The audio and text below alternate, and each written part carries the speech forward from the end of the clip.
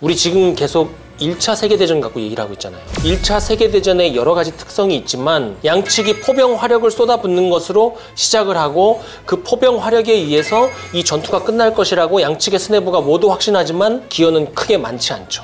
그러면 왜 포병 화력을 그렇게 맹신을 했던 것인가? 포병 화력이 안 먹혔는데 다른 방책을 왜 사용하지 않았는가? 이것을 알기 위해서는 인물을 탐구하면 결정적인 변수를 찾아내기가 참 용이하다. 그래서 장 슈발리에 디테이어라는 사람을 통해서 프랑스 포병을 한번 파고들어 보겠습니다.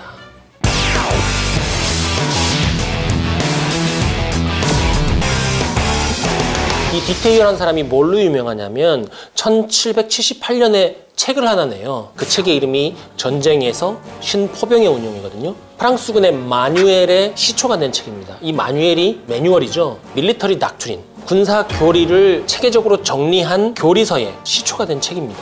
이 책의 내용은 포대, 중대 단위의 포병 운용에 관한, 특히 신포병의 운용에 관한 것이에요. 굳이 이것을 누벨레, 새로운 포병이라고 한 것은 전쟁 전투의 양상이 그 이전과 완전히 달라졌기 때문이에요. 이전의 포병 운용은 야지, 평지 이런 데 잘 보이는데 포를 쫙 방열해 놓고 이 전열 보병의 전진선에 맞춰갖고 포를 기계적으로 쏘는 것이었어요. 그 과정에서 무엇보다 중요했던 덕목 중에 하나는 절도 있고 통일된 모습을 보이는 거였어요. 촥! 붙여! 탁 붙이고 그러면 쭈쭈쭈 나가고. 그게 매우 중요했어요. 이렇게 하는 것은 포병 운용의 쇼적인 측면이 약간 있었어요. 당시에 전쟁에 돈을 대는 거는 제국 밑에 왕족 혹은 그 봉건 영주 귀족들이잖아요. 이 사람들이 내가 준 돈 갖고 전쟁 잘하나 보려고 자기 군사를 데리고 관찰단을 만들어서 전쟁터에 직접 갔단 말이에요. 그래서 그 전쟁을 지켜봐요.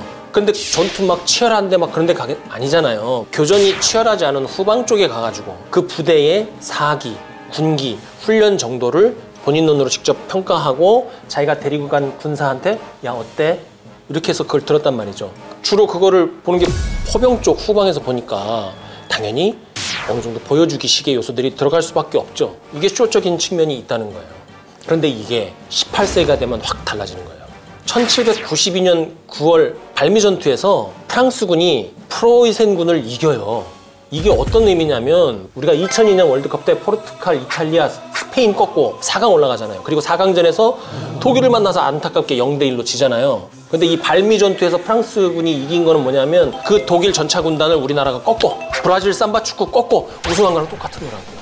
그러니까 이게 정말 대단한 사건인 거죠. 그런데 이 프랑스군의 승전 요인이 뭔지를 우리가 봐야 될 거 아니에요. 첫 번째는 압도적으로 많은 병력. 프랑스군이 병력이 진짜 많았어요.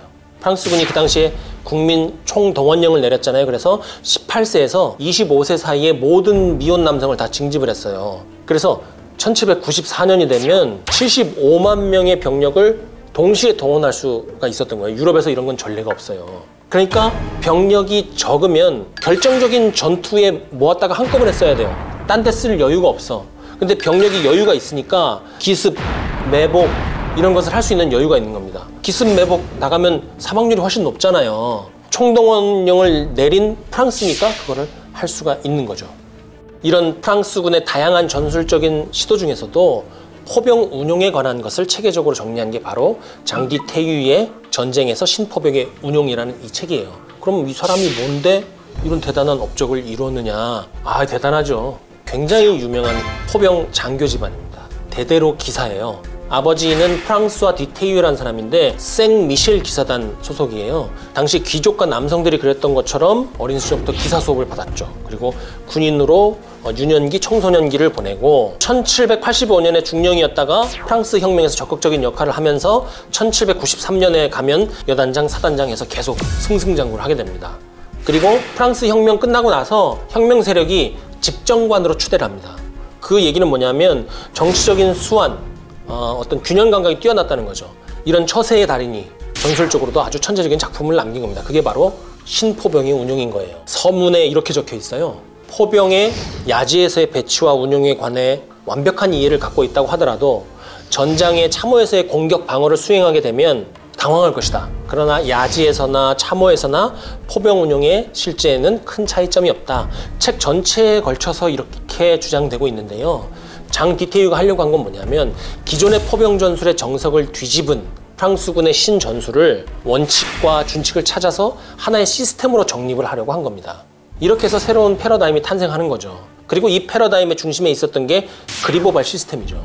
그러면 또 궁금하죠. 그리보발은 뭐야? 장 디테유 이전에 프랑스 포병 전술을 완전히 다른 차원으로 이끌고 간 선각자가 한 명 있어요. 그리보발 장군입니다. 이 사람도 포병 장교였죠. 젊은 시절부터 포병 화력 운용의 핵심이 이 사람은 기동성에 있다고 봤어요. 그 이전까지는 뭐였냐면 우아함, 통일성, 그 다음에 사거리라고 봤던 거예요. 근데 이게 잘못됐다, 바꿔야 된다고 하니까 완전히 배척을 받기 시작하는 거죠. 이런 때 유럽 7년 전쟁이 시작이 돼요. 그리보발이 오스트리아군의 자원에서 갑니다. 그래가지고 1762년에 슈바이드 니츠 전투에서 자신이 얘기했던 그 포병 편제, 장비, 전술을 선보여요. 전하는 바에 의하면 상대편인 프로이세군마저 도대체 이 포병 운영을 하는 게 누구야? 도대체 포가 몇 개 있는 거야? 이렇게 얘기를 했다요.